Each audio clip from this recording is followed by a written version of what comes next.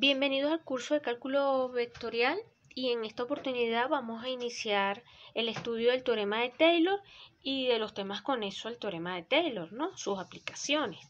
Entonces, como un primer punto, podemos plantearnos lo que se conoce como el criterio de la segunda derivada.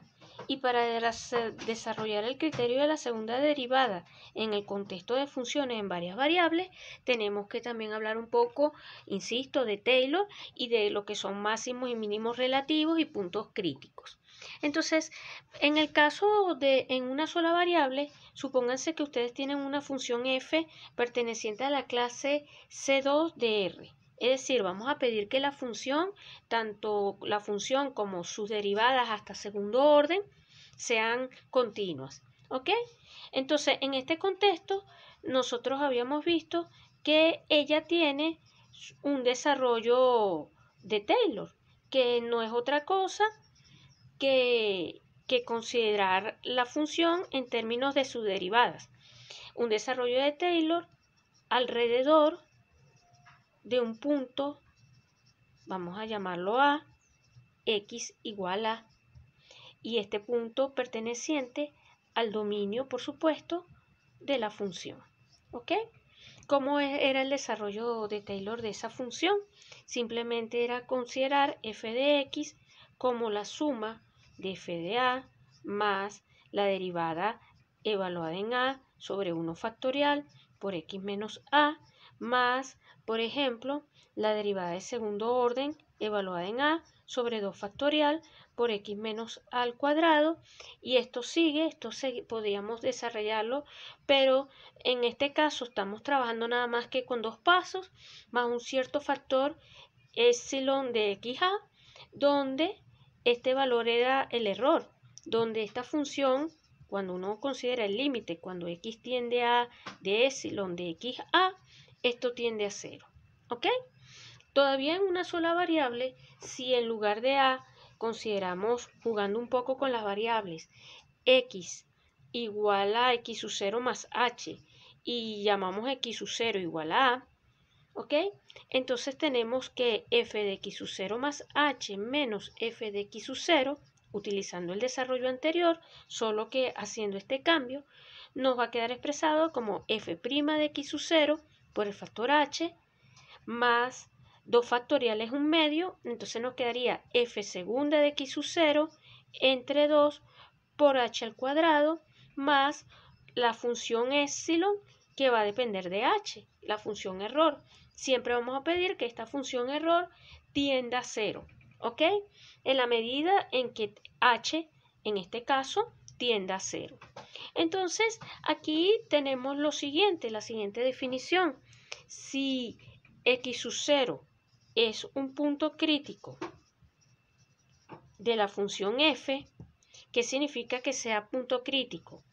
Esto es que f' de x sub 0 sea igual a 0, haciendo, en el desarrollo anterior, h tender a 0, obtenemos lo siguiente o observamos lo siguiente.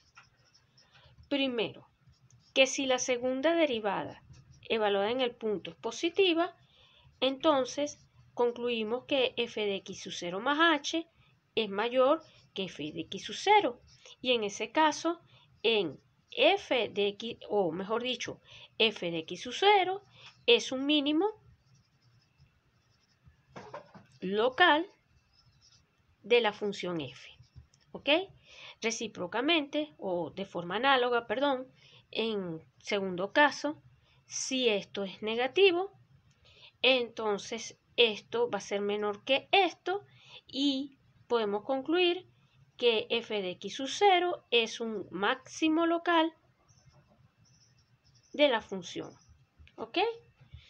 Esto es en el caso en que estemos trabajando en una sola variable. Vamos a generalizar esto a dos variables. Ahora, para f definida de R2 en R, vamos a decir que f tiene un máximo y entre paréntesis, de forma análoga, un mínimo local o relativo en un punto de coordenadas x sub 0, y sub 0, si existe un valor positivo real r mayor que 0, tal que f evaluado en el punto es mayor o igual que f de xy para todo xy perteneciente a la bola de centro x sub 0, y sub 0 y radio r. Esto en el caso de que estemos trabajando con máximo relativo. Es decir, f tiene un máximo relativo en el punto x sub 0, y sub 0 si existe un r mayor que 0, tal que esta desigualdad se cumple para todo xy perteneciente a la bola. De forma análoga, f tiene, entre paréntesis lo pongo, mínimo relativo si existe r mayor que 0, tal que f de x sub 0, y sub 0 va a ser menor o igual que f de xy para todo par xy perteneciente a la bola de centro x sub 0, y sub 0 y radio r. ¿Ok? Esto entre paréntesis. ¿Ok? Entonces, esos son máximos y mínimos relativos, son llamados extremos relativos. Y ejemplos de esto, en el caso de dos variables, pues, supónganse que tenemos una función muy sencillita, f de xy igual a la raíz de 25 menos x cuadrado menos y cuadrado. Si tenemos esta función, obviamente que cuando miremos su gráfica, eso es el casquete superior de la esfera. Tenemos una esfera porque estaríamos mirando x cuadrado más y cuadrado, haciendo la identificación f de x igual a z. Entonces tendríamos esto. Esto es una esfera de centro en el origen y radio igual a 5, pero por supuesto cuando se hace el despeje, pues nos quedamos con el casquete superior y estaríamos mirando algo como esto, ¿no? Mi esfera aquí, este es el piso y aquí estoy viendo mi esfera. Obviamente que aquí, en este punto, acá este eje de la Z, eje de las X, eje de las Y. En este punto tenemos que eso no es otra cosa que f de 0, 0. Cuando miramos aquí, evaluamos arriba, y esto no es otra cosa que 5. Y en 5, f de 0, 0, eso es mayor o igual que f de xy para todo xy, en este caso, perteneciente al dominio de la función. Entonces, en 0, en el origen, en x sub 0 y sub 0 igual a 0, 0, la función f alcanza un máximo relativo, inclusive ese máximo es absoluto y vale 5. Y es inclusive una cota para todos los valores de la función. ¿Ok? Ahora, una definición que nos interesa considerar es la de punto estacionario. Entonces, podríamos decirlo así, un punto x sub 0, y sub 0 es punto crítico o estacionario de nuestra función f, por ejemplo, definida de R2 en R, después uno no tiene por qué considerar todo el R2 como todo dominio, solo lo estoy haciendo para establecer de forma sencilla nuestras definiciones. Pero entonces, una función definida de R2 de R sí se cumple, si satisface lo siguiente, que la derivada parcial con respecto a x en el punto x sub 0 y sub 0 valga 0 y la derivada parcial con respecto a la segunda variable evaluada en el punto también sea igual a 0. Entonces, todo punto crítico tiene que cumplir este sistema de ecuaciones o este sistema, ¿ok? Entonces, observación importante acá, nota, permítanme colocarlo como una nota, ¿ok? No todo punto crítico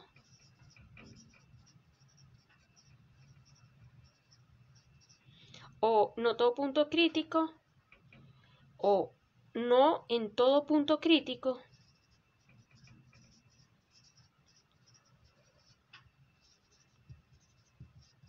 f presenta un extremo relativo. Eso es importante, ¿ok? Al igual que en el caso en una sola variable. Y el ejemplo clásico de esto es el siguiente. Es considerar la función f de x y definida como x cuadrado menos y cuadrado. ¿Ok? Cuando miramos los puntos críticos de esta función, tenemos que, para calcular sus puntos estacionarios, sus puntos críticos, tenemos que mirar sus derivadas parciales y resolver cuando esas derivadas parciales son iguales a 0. Pero esto ocurre si solamente si x igual a 0 e y igual a 0. O sea, si tenemos que estamos trabajando en el origen. ¿Ok? Entonces, el origen es punto crítico de esta función, pero esta función no es ni más, aquí en 0, 0, esta función no presenta ni máximos ni mínimos relativos. ¿Por qué? Porque vamos a obtener que el punto 0, 0 es un punto, lo que se conoce de ensilladura de f. ¿Por qué va a ser un punto de ensilladura de esta función de f de x y de la forma x cuadrado menos y cuadrado? Porque cuando ustedes realizan la gráfica de esta función, por un momento ven el eje y contra z, cuando hacen, repito, la identificación, esta identificación y vamos a ir viendo las proyecciones sobre cada uno de los planos coordenados, la puntaría abriría hacia abajo. ¿Ok? Tenemos esa primera gráfica aquí, menos y al cuadrado. Cuando hacemos ahora y igual a 0, ¿ok? Entonces, cuando hacemos y igual a 0, en nuestra relación, estaríamos mirando ahora acá. Póngale que este es el eje de las X, este es el eje de las Y, y entonces aquí sí veríamos una parábola, en la otra también, pero la parábola está viendo hacia abajo, insisto. Y después, entonces, vamos a obtener que cuando unimos hacemos las dos, miramos las dos proyecciones. Por un lado tenemos una cosa así. Ya va, espérense. Por un lado, este es el eje de las Y, este es el eje de las X. Entonces tenemos una cosa así, que viene así. Por otro lado tenemos una cosa que viene así, mirada de frente, ¿ok? Aquí sube, aquí baja. Entonces, claro, si uno pudiera proyectar un poco, por un momento tendría algo así por aquí, pero por acá entonces tenemos algo así, y esto hace que nos genere nuestro punto de ensilladura, ¿ok? Hay momentos en donde sube, para ciertas trayectorias aquí hay un máximo, pero para otras hay un mínimo. Y por eso es que aquí el comportamiento no es ni de máximo ni de mínimo, ¿ok? Otro ejemplo entonces es pensar en los puntos f de x y de la forma, por ejemplo, x a la 2 tercios más y a la 2 tercios, ¿ok? Si ustedes miran por un momento esto, cuando x vale 0, tenemos la gráfica de y igual a y a la 2 tercios. Entonces eso nos genera una cosa más o menos como esta, de forma, esto claro, se hace con mayor cuidado, ¿no? Con escala y todo aquello, pero les estoy dando solamente el argumento cualitativo. Eje de las Y, eje de la Z. Cuando uno grafica, la forma sería aproximadamente algo así. Lo mismo pasa cuando y vale 0. O sea, si miramos y igual a 0, nos queda la ecuación z igual a x a las 2 tercios. Y allí entonces tendríamos algo, no es una parábola, pero es una curva parecida, ¿no? Algo parecido. Eje de las x, eje de la z, ¿ok? Ahora, cuando miremos las curvas de nivel, si hacemos z igual a k, acuérdense que aquí esto lo identificamos con z, f de x y, z igual a f de x y. ¿Ok?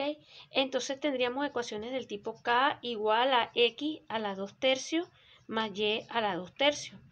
Para graficar esto parametrizamos, hacemos este tipo de cambio, X a la 1/3 igual a K a la 1/2 coseno de T, Y a la 1/3 igual a K a la 1/2 seno de T, con T perteneciente a 0,2pi, ¿ok? Para dar la vuelta completa, parametrizamos eso de esta manera. Y entonces lo que estamos haciendo es construyendo, permítame decirlo así, una función phi de t que va a venir dada por k a la 1/2 coseno de t, k a la 1/2 seno de t, con t perteneciente a 0,2pi, y esta es una función que va a estar definida del intervalo 0,2pi en R2, que me genera la gráfica, o sea, que me genera las curvas de nivel de mi función f. ¿Y cómo van a ser esas curvas de nivel? Entonces vamos a tener una cosa así como esta. Aquí, por decirles algo, este es mi eje de las X, este es mi eje de las Y. Supónganse que aquí está mi intervalo 0,2pi, mi función phi, lo que va a hacer es generarme una curva que va a ser como una estrellita, con unos picos. ¿Ok? Y esta va a ser la forma de mi función f, o sea, de las curvas de nivel de mi función f. ¿Qué estamos obteniendo? Fíjense, estamos obteniendo una gráfica de algo que va a ser así, imagínenselo por aquí, pero aquí va a tener como unos picos, permítanme dibujarlos así, ¿no? No soy muy buena dibujando, pero vamos a ver, permítanme traerlo acá así, así, aquí y acá. Imagínense que por acá vienen mis parábolas. Entonces es como una especie de vaso, pero no va a ser redondo, sino que va a tener estos picos así en algunas partes, ¿no? Y ese va a ser mi superficie, ¿no? X, Y por acá Z. ¿Ok? Esa va a ser mi superficie aproximadamente. Y entonces fíjense que cuando miran los puntos críticos de esto, estudiemos f de x, f de y. F de x nos da 2/3 de x a la menos 1/3. Y f de y nos va a dar 2/3 por y a la menos 1/3. Y tenemos que esta ecuación f de x igual 0, f de y igual 0, nunca se satisface, nunca se cumple. No podemos igualar esto a 0 nunca. Si lo igualamos, no, esto no tiene solución. Esto significa que mi función f no posee puntos críticos. Porque aquí ya de entrada tenemos problemas con la diferenciabilidad de la función f por el tema de las derivadas, que se lo he dicho en videos anteriores, la importancia de que tanto la función como todas sus derivadas sean de clase C1, o sea, que la función sea de clase C1, C2, que sean funciones derivables. Pero cuidado, porque f de 0, 0 es menor o igual que f de xy para todo xy perteneciente a R2. ¿Ok? O sea, esta función posee un mínimo, inclusive absoluto, en el origen. Eso vale, en este caso vale 0. Pero no es diferenciable. Entonces no podemos no tiene puntos críticos, entonces no podemos mediante puntos críticos determinar sus extremos relativos. Entonces aquí vamos a cerrar enunciando el siguiente teorema que va a ser útil en lo sucesivo. Teorema, sea una función en general f definida en un conjunto abierto y con eso de Rn en R, importante que sea diferenciable, y A perteneciente a B, un extremo local de F. Entre paréntesis con B, entorno de A, contenido en donde está definida la función. Entonces, simplemente que la matriz jacobiana evaluada en el punto da 0. Esto es lo que nosotros sabíamos de nuestros cursos previos. Si un punto es máximo relativo, o sea, si f alcanza un máximo o un mínimo relativo, su derivada vale 0. El recíproco no es cierto.